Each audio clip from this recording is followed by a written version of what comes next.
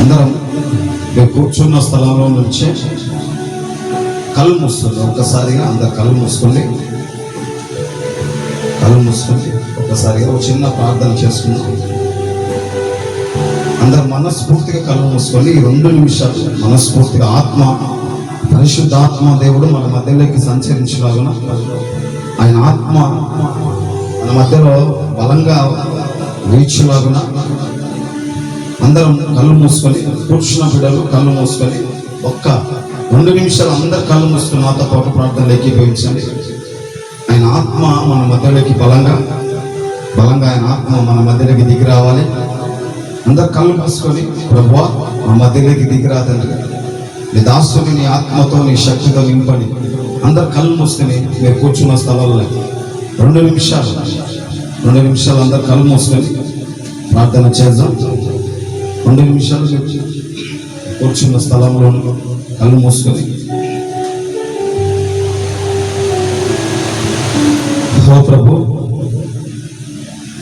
మహాగణుడైన తండ్రి, అద్భుతకరుడా, ఆశ్చర్యకరుడా, అయ్యా నిన్న నేడు ఏకరీతిగా ఉన్నవాడా, నీ కొందనాలు స్తోత్రాలయ్యా. నీ ఆత్మ చేత నన్ను నింపి, నీ అభిషేకం చేత నింపి వాడితో ప్రభు, ఏదైనా తెలిసి తెలియక ప్రభు పొరపాట్లు తప్పితం లేదైనా దేవా చేసిన దయతో క్షమించి నీ ఆత్మ అభిషేకం చేత నింపు. రోజు ఉపవాస ప్రార్థన ప్రారంభిస్తుండగా ప్రభు నీ అభిషేకం దాని అభిషేకంతో దిగలేదు.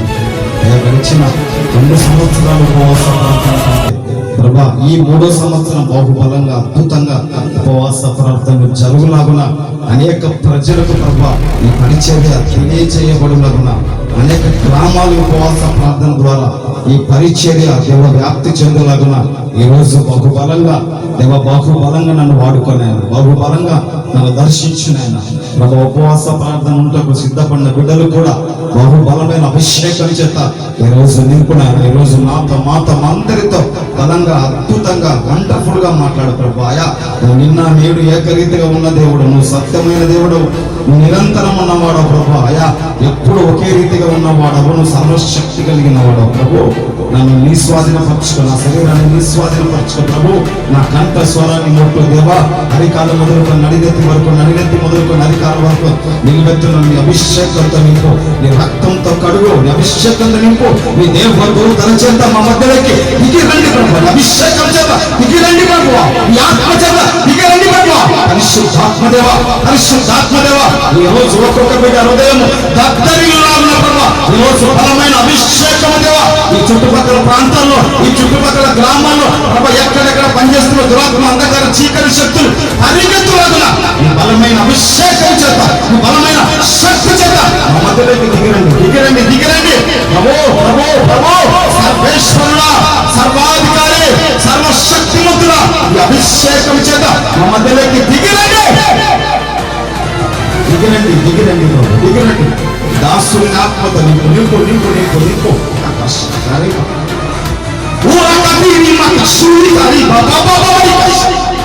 ఆటక పంచప్రత దోష శక్తులు, దురాత్మ శక్తులు, చీకటి శక్తులు, ప్రతి విధమైన అంధకార శక్తులు నజరేయుడైన యేసు క్రీస్తు శక్తి కలిగిన నామములో బంధిస్తున్నా, కాల్చివేస్తున్నా, కట్టివేస్తున్నా, పాతాళములో కట్టివేస్తున్నా. నజరేయుడైన యేసు క్రీస్తు శక్తి కలిగిన నామములో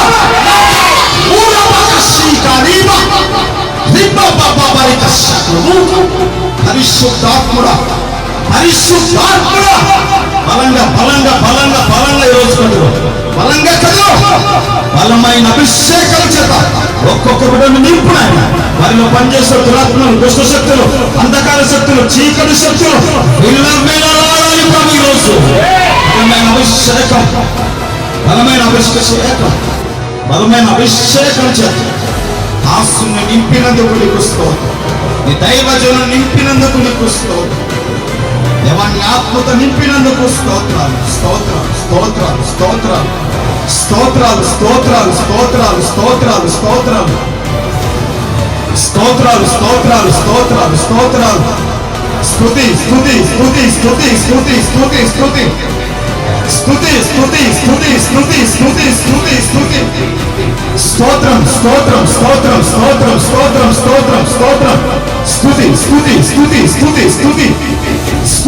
స్తుతి స్తుతి స్తుతి స్తుతి స్తుతి స్తుతి స్తుతి స్తుతి స్తుతి స్తుతి స్తుతి స్తోత్రం స్తోత్రం స్తోత్రం స్తోత్రం స్తోత్రం స్తోత్రం స్తోత్రం స్తోత్రం స్తోత్రం స్తోత్రం స్తోత్రం స్తోత్రం స్తోత్రం స్తోత్రం స్తుతి స్తుతి స్తుతి స్తుతి స్తుతి స్తుతి స్తుతి స్తుతి స్తుతి స్తుతి స్తుతి స్తుతి ప్రభు ప్రభు ప్రభు ప్రభు అభిషేకం అభిషేకం చేత నీకు ప్రభు బలంగా బలంగా అద్భుతంగా జరిగించే రోజు పరిశుద్ధాత్మ తండ్రి మా మధ్యలోకి నువ్వు దిగి వచ్చినందుకు స్తోత్రం, మా మధ్యలోకి దిగి వచ్చినందుకు స్తోత్రం, మధ్యలోకి దిగి వచ్చినందుకు స్తోత్రం, ఆత్మతో నింపినందుకు స్తోత్రం. ఆటంకపరిచిన దుష్ట శక్తులన్నిటినీ యేసు నామములో నా పాదాల కిందేసి తొక్కి పట్టి ప్రభు పాతాళంలో పాడవేస్తున్న యేసు నామములో తండ్రి నన్ను నీ ఆత్మ చేత నింపి నీ ఆత్మ చేత నన్ను నడిపించు అయ్యా. నా నోటికి నీ వాక్కును అందించను, నా నాలుకకు నీ వాక్కును అందించను. ఈ రోజు మాట్లాడుతున్న మాట ఒక్కొక్క మాట, ఈ రోజు మాట్లాడుతున్న ఒక్కొక్క మాట ఈ రోజు గడ్డపారవలె దిగులుగా ఒక్కొక్కరి హృదయంలోకి అది గడ్డపారవలె దిగులుగాక దిగులుగాక, అది బుల్లెట్ వలె దోసుకొని వెళ్ళుగాక, అది మంట బయలుదేరుగాక. యేసు నామములో పరిశుద్ధాత్మ అగ్ని ఈ రోజు బెతెస్దా కోనేరు ప్రార్థన మందిరంలో మండుగాక మండుగాక మండుగాక.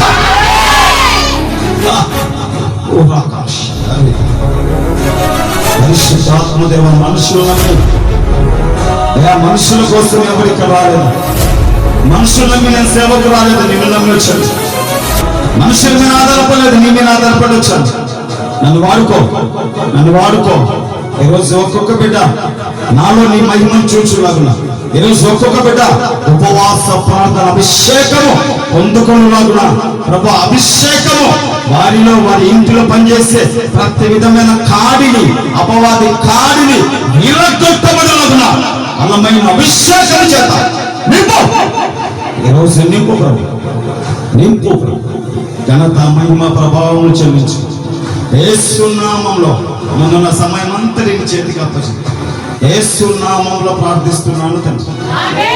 ఆమేన్ ఆమేన్ హల్లెలూయా హల్లెలూయా. 10 గంటలు మోకాళ్ళ మీద నాన్ స్టాప్ గా ప్రార్థన చేయాలని దేవుని సన్నిధిలో అడుగుతున్నాను. మీరు కూడా ప్రార్థన చేయండి.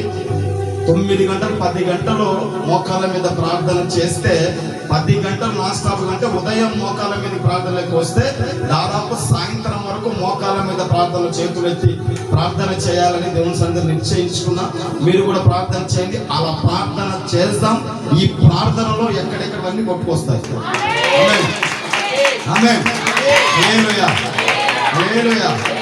దాదాపు 10 గంటలు అంటే ఉదయం మీరు లెక్కేసుకొని ఉదయం 8-9 గంటల నుంచి లెక్కేస్తే దాదాపు సాయంత్రం 6-7 గంటల వరకు మోకాళ్ళ మీదనే ప్రార్థనలో ఉండాలని, దేవుని శక్తి చేత నింపబడాలని, దేవుని కార్యాలు బలంగా జరగాలి, ఉజ్జీవం రావాలంటే ఖచ్చితంగా అంత ప్రార్థన మూల్యాన్ని చెల్లించాలని నాకు అర్థమైంది. దేవుడు నాతో మాట్లాడాడు కనుక కష్టమైన సుఖమైన దాదాపు 10 గంటలు మోకాళ్ళ మీద అంటే 1 గంట 2 గంటలు మోకాళ్ళ మీద ఉంటేనే శరీరం అంతా బాడీ ఈటెక్కిపోతుంది.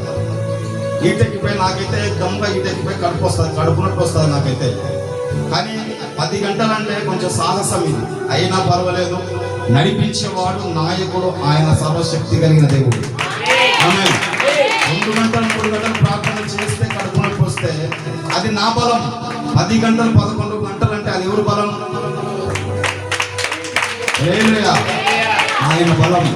ఆయన బలం చేత నింపబడి ఉపవాస ప్రార్థనలో ఒక్కొక్కరు పరిశుద్ధ ఆత్మతో నింపబడి విలవిలలాడబోతున్నారు. దేవుడి బలమైన కార్యాలు జరగబోతున్నాయి. ఆమేన్ ఆమేన్. దేవుడి నామానికి మహిమ కలుగును గాక. దేవునామానికి స్తుతి కలుగును గాక. కష్టమైన, సుఖమైన, బాధైనా ఏదైనా ప్రయాణం చేయాలి, నడవాలి, ముందుకు సాగిపోవాలి. అప్పుడే దేవుని కార్యాలు, అప్పుడే దేవుని అద్భుతాలు మనం చూడగలుగుతాం. కష్టం వస్తుందని ఆగిపోకూడదు, శ్రమ వచ్చిందని ఆగిపోకూడదు. అలా ఆగిపోతే మన ఆశీర్వాదాలు, దేవుడు మనకి ఇవ్వాల్సినవి, దేవుడు మనకి ఇస్తాననుకునేవి అవి బ్రేక్ పడతాయి, అవి ఆగిపోతాయి. అంతేకాదు, నువ్వు ఆగిపోతే నీకు బలం రాదు, బలహీనుడైపోతావు. నీకు బలం రాక బలహీనుడవై నువ్వు పడిపోతే అపవాదికి బలం ఎక్కువ, వానికి బలం ఎక్కువ. వాడు నీ ఇంటి మీద, నీ మీద, నీ పిల్లల మీద ఏలుబడి చేస్తాడు. వాడు నిన్ను, నీ కుటుంబాన్ని, నీ పిల్లలను ఏడుబడి చేస్తాడు వాడు. కనుక మనం ఆగిపోకూడదు, ప్రార్థన ఆగిపోకూడదు, మందిరానికి ఆగిపోకూడదు. ఎక్కడ ఎడతెగక దేవునితో ముందుకు సాగిపోతా ఉంటేనే నువ్వు అపవాదిని తొక్కగలవు, అపవాదిని పరిగెత్తించి కొట్టగలవు, నువ్వు నిలబడగలవు, నిలదొక్కగలవు. అలా కాకుండా నువ్వు మనుషుల వైపు చూసి ప్రార్థనలకు, దేవుని సన్నిధికి దూరం అయిపోతే మనుషుల మాట వింటావు, మనుషుల మాటకు లోపడతావు. మనుషుల మాట జయం, మనుషుల మాట నిశ్చయం. నీకు దేవుడు ఏం మాట్లాడుతున్నాడు, ఎలా బ్రతకాలి, ఎలా నడవాలి, ఎలా ఉండాలి, ఏం చేయాలి నీకు అర్థం కాదు. ఎందుకంటే దేవుని సన్నిధికి నువ్వు దూరం అయ్యావు, ఎందుకంటే దేవునితో కనెక్షన్ లేదు, ఎందుకంటే దేవునితో సత్సంబంధం లేదు. అందుకే నువ్వు మనుషులకు దగ్గరయ్యావు గనుక, మనుషులతో ఉంటావు గనుక మనుషుల ఆలోచనలు వస్తాయి. మనుషులు ఏం చెప్తున్నారా, మనుషుల వైపు చూస్తావు, శోధించబడతావు, పడిపోతావు. సమాధానం లేక, నెమ్మది లేక, సంతోషం లేక గల్లీబీలు అవుతున్నావు. అంటే కారణం ఏంటి అంటే దేవుని ఆత్మతో నీ ఆత్మ కనెక్షన్ లేదు. దేవుని ఆత్మకు దూరం అయిపోయి దురాత్మకు దగ్గరైపోయావు. ప్రార్థన శక్తి నీలో ఉంటే, నువ్వు దేవునికి దగ్గరైతే, దేవునితో ఉంటే ఖచ్చితంగా దేవుని ఆత్మ చేత నింపబడతావు. నీ ఇంటిలో బలమైన కార్యాలు చూస్తావు. అలా కాకుండా నువ్వు దేవునికి దూరం అయిపోతే కార్యాలు చూడలేవు. దేవునికి దగ్గరగా ఉండకు, దూరం ఉంటే ఏమి చేయలేవు, నీవు ఏమి సాధించలేవు. చాలా మంది దేవునికి దూరం అయిపోయి ఒకరు సరిగ్గుంటే ఒకరు సరిగ్గా ఉన్నారు, ఒకరు బాగొస్తే ఒకరు బాగా రారు. భార్య కరెక్ట్ ఉన్నప్పుడు భర్త కరెక్ట్ ఉన్నాడు, ఈ భర్త కరెక్ట్ ఉన్నప్పుడు భార్య కరెక్ట్ ఉండదు.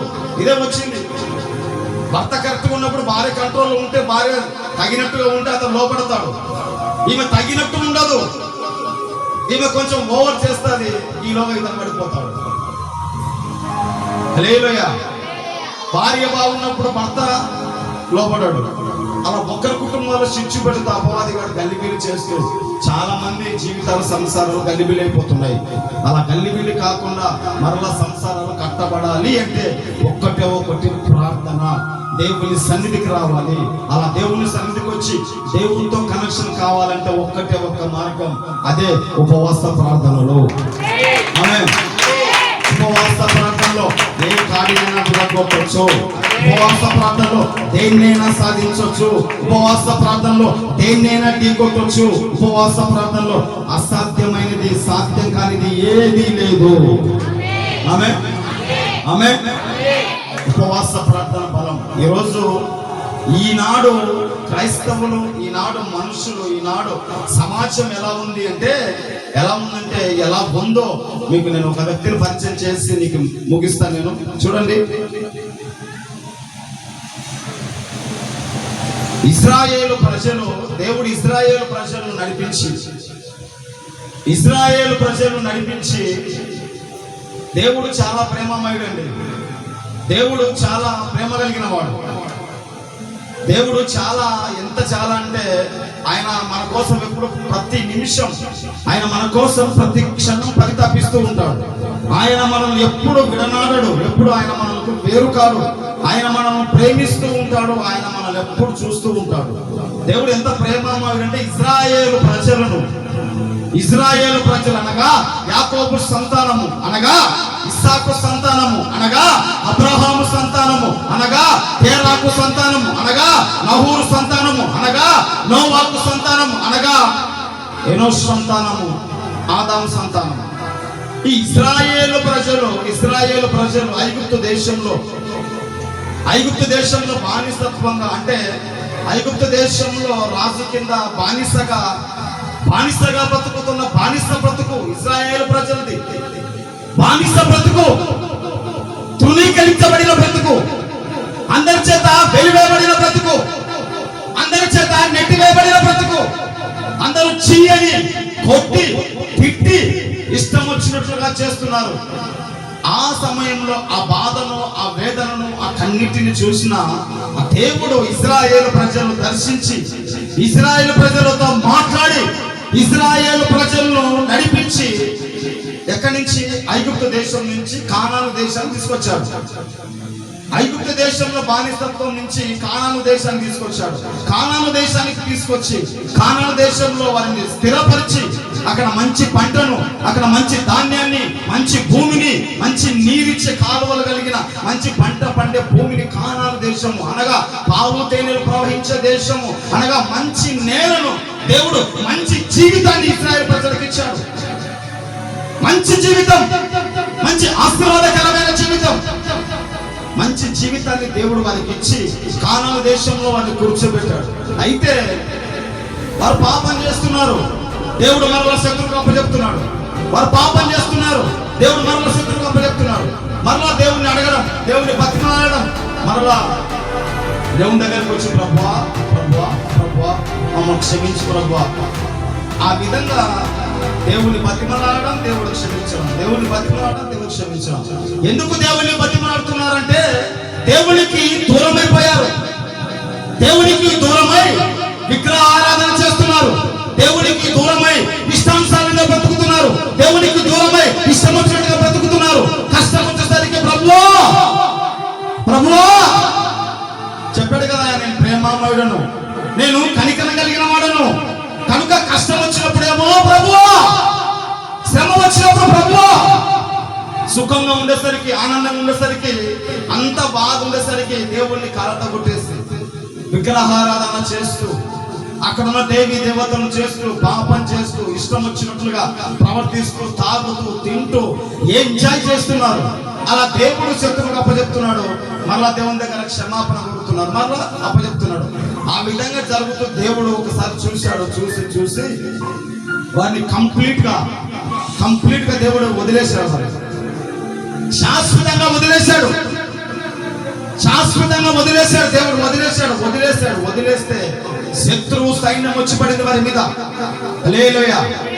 చాలా మందిని శాశ్వతంగా దేవుడు, కొంతమందిని మీలో కొంతమందిని వదిలేశాడు. కొంతమందిని మీలో వదిలేయడం బట్టి మీ కుటుంబం కానీ, మీ సంసారాలు కానీ, మీ జీవితాలు కానీ మెంటల్ ఎక్కుతుంది. మీకు మెంటల్ ఎక్కిపోతుంది మీకు. ఎందుకు అంటే ఉండవలసిన వాడు ఉండట్లేదు మీలో, సలహా ఇవ్వవలసిన వారితో సలహా తీసుకోవట్లేదు. లోకానుసారంగా లోకంలో ఉన్న వారితో సలహా తీసుకుంటూ జీవితం అంతా కొలాప్స్ అయిపోతుంది. ఆ వాగున ఇశ్రాయేలు ప్రజల నుంచి దేవుడు వేరైపోయాడు. ఇశ్రాయేలు ప్రజల నుంచి దేవుడు ఎడబాసాడు. శ్రమ వచ్చింది, వీరికి కష్టం వచ్చింది. సంవత్సరమా, 2 సంవత్సరాల, 5 సంవత్సరాల, 10 సంవత్సరాల, 20 సంవత్సరాల, 30 సంవత్సరాల నలుపుతున్నాడు. శత్రువు నలుపుతున్నాడు. శత్రువు సైన్యం విచ్చలవిడిగా వారిని పాడు చేస్తుంది. శత్రువు విచ్చలవిడిగా వారి పిల్లలను, వారి ఆడవారిని, వారి కుటుంబాలను, వారి కలిగిన ధనాన్ని, వారి పొలాలను దోచుకుంటున్నారు. శత్రువులు కొడుతున్నారు, మాట్లాడితే కొడుతున్నారు. వాళ్ళ కంటికి ఏ అందమైన అమ్మాయి కనిపించినా, వారి కంటికి ఏ అందమైన ఎవరు కనిపించినా వారు ఎత్తుకెళ్ళిపోతున్నారు. ఆ విధంగా నరక యాతన ఇశ్రాయేలు ప్రజలు అనుభవిస్తూ దేవునికి మొరపెట్టారు. ప్రభువా, దేవా, యెహోవా, మా తండ్రి, ఒక్కసారి మమ్మల్ని కనికరించి, ఒక్కసారి మా మీద దయ చూపినాయన, మేము చచ్చిపోతున్నాం, మా మీద నీ దయ చూపించాయా, మా మీద నీ కనికరం చూపించాయని ఇశ్రాయేలు ప్రజలు దేవునికి మొరపెడితే, దేవుడు ఇశ్రాయేలు ప్రజల్లో ఒక సైనికుణ్ణి, ఒక రక్షకుణ్ణి, ఒక రాజును, ఒక ప్రవక్తను వారి మధ్యలో పుట్టించాడు దేవుడు. హల్లెలూయా. బాగా గుర్తుపెట్టుకోవాలి మీరు. నేను చెప్పే సబ్జెక్ట్ అర్థం కావాలి, కొంచెం గుర్తుపెట్టుకోండి, నేను త్వరగా ముగిస్తాను. ఒక రాజును పుట్టించాడు వారి మధ్యలో, ఒక శతాధిపతిని పుట్టించాడు వారి మధ్యలో వారి మనుషులకు అనగా ఇశ్రాయేలు ప్రజలకు దేవునికి మధ్యలో ఒక సారథిని పుట్టించాడు దేవుడు. వారి మధ్యలో ఒక వ్యక్తిని సారథిగా పుట్టించాడు. వారి మధ్యలో ఒక వ్యక్తి ఉన్నాడు. ఆ వ్యక్తిని దేవుడు శక్తితో నింపాడు.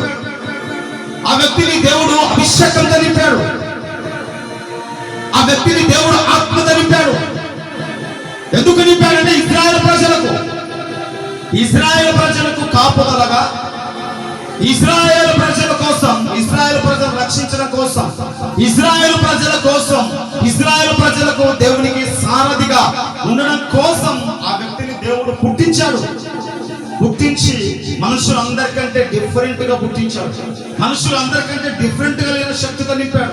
మనుషులందరికంటే డిఫరెంట్ కలిగిన అభిషేకంతో ఉంచాడు. మనుషులందరికంటే డిఫరెంట్ కలిగిన ఆత్మతో నింపాడు, అభిషేకంతో నింపాడు.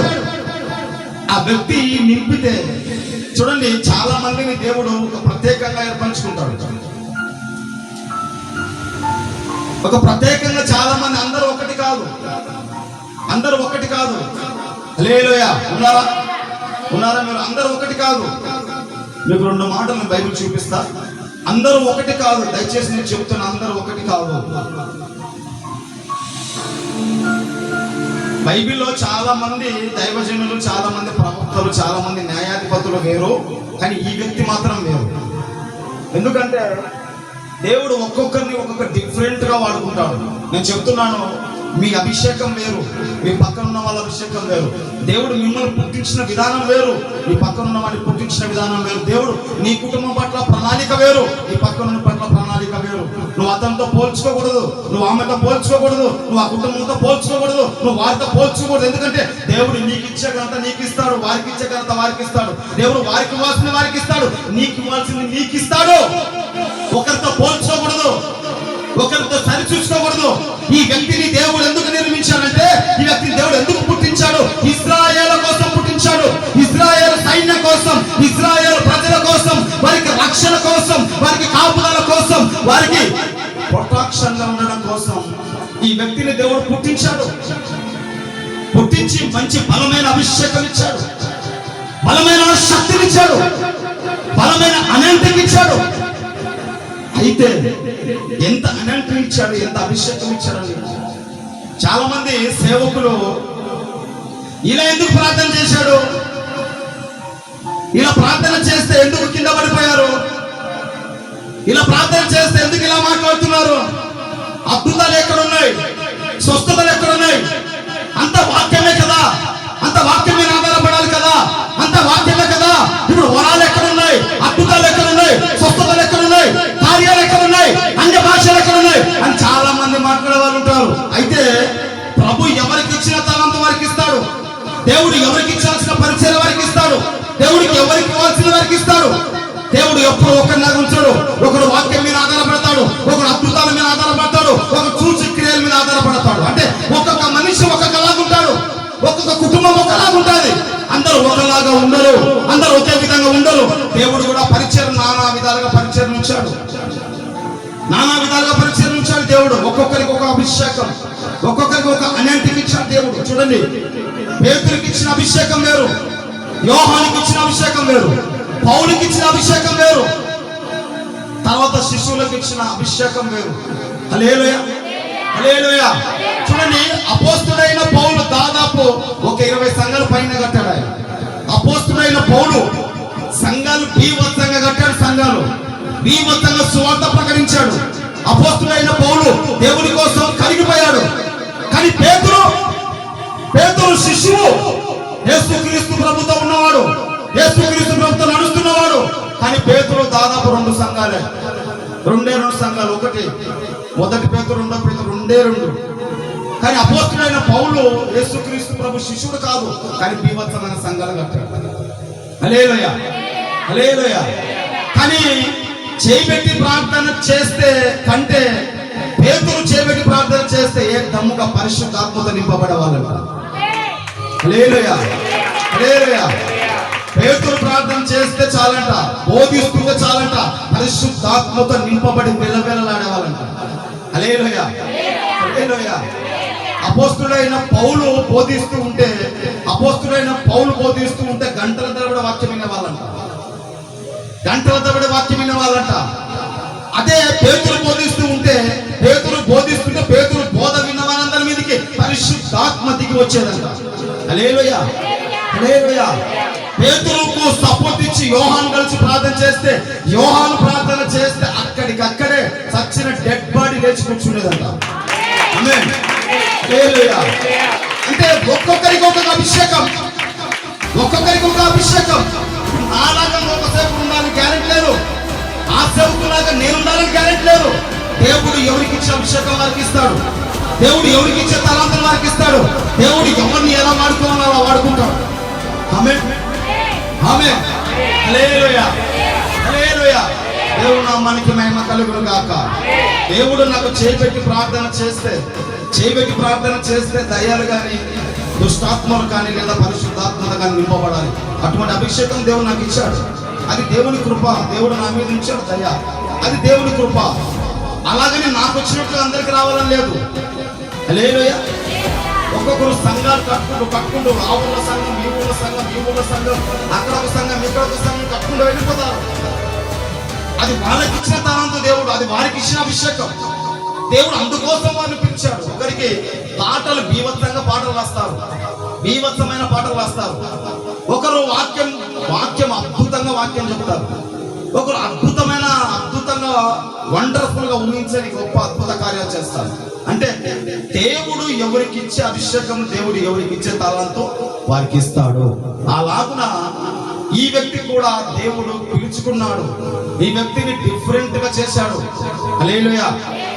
బిగ్గర చప్పట్లు కొట్టాడు. అయిపోయింది. అందరూ చూడండి, ఒకసారి నా వైపు చూడాలి. నేను చెప్తున్నాను మీకు, మీరు ఒకరిని చూసి మీరు ఎప్పటికీ పోల్చుకోవద్దు, ఎప్పటికి పోల్చుకోవద్దు దయచేసి.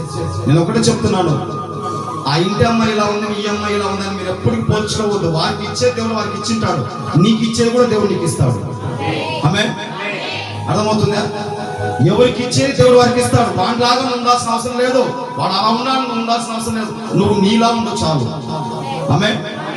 ఆమేన్. వారికి ఏదో ఇచ్చాడని దేవుడు నీకు ఇవ్వలేదని కాదు, వారికి ఇచ్చాడు. నీకు అంతకంటే అద్భుతమైన దేవుడు ఇస్తాడు. ఆమేన్. అందుకే మీరు ఒక్కరితో మిమ్మల్ని పోల్చుకోవద్దు, ఎందుకంటే అందరికంటే డిఫరెంట్ గా ఈ వ్యక్తికి దేవుడు అభిషేకం ఇచ్చాడు. ఒక్కొక్కరిని దేవుడు ఒక్కొక్క విధంగా వాడుకుంటాడు, ఒక్కొక్కరిని దేవుడు ఒక్కొక్క విధంగా దర్శిస్తాడు. మీరు ఒకరిని చూసి ఎప్పటికీ అనుకోవద్దు. అలా అనుకుంటే ఖచ్చితంగా మీ జీవితాల్లో, మీ సంసారాలు కొలాప్స్ అయిపోతాయి. జాగ్రత్త. నువ్వు నీలా ఉండు, నీ సంసారం నువ్వు కట్టుకో.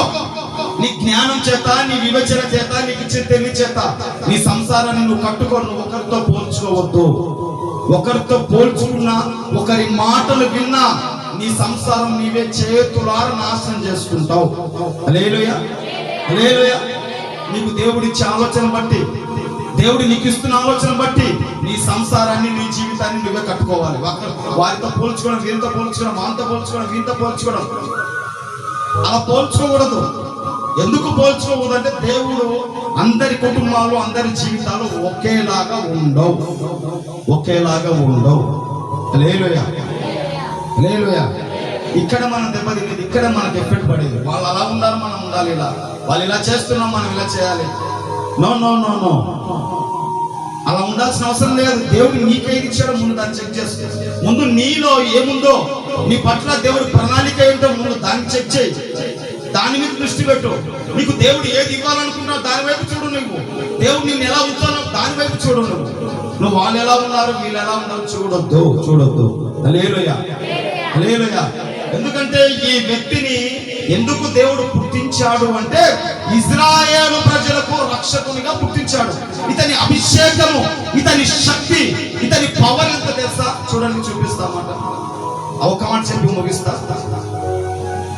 న్యాయాధిపతుల గ్రంథం, అందరు బైబిల్ తీయండి. న్యాయాధిపతుల గ్రంథం